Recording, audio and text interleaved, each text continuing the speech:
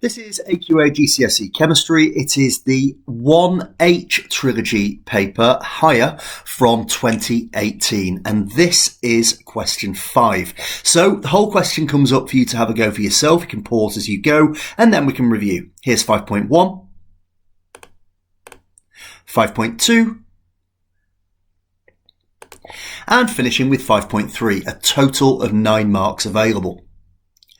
So let's go back to 5.1. The question is about structure and bonding. Why does diamond have a high melting point? Well, the first thing that we need to talk about is the bonding type that exists, and it's covalent bonds.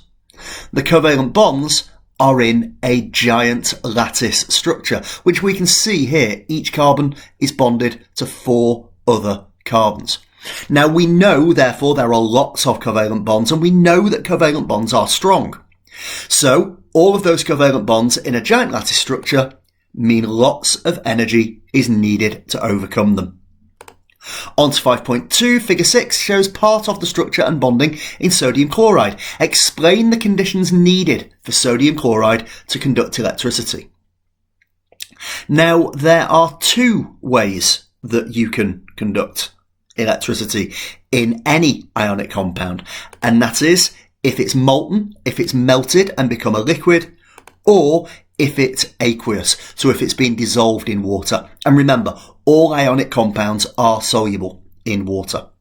And in either of these 2 circumstances, something happens that allows electricity to be conducted. The ions are now free to move.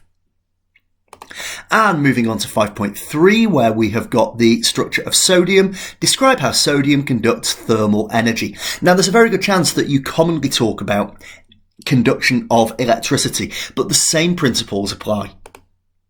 There are delocalized electrons.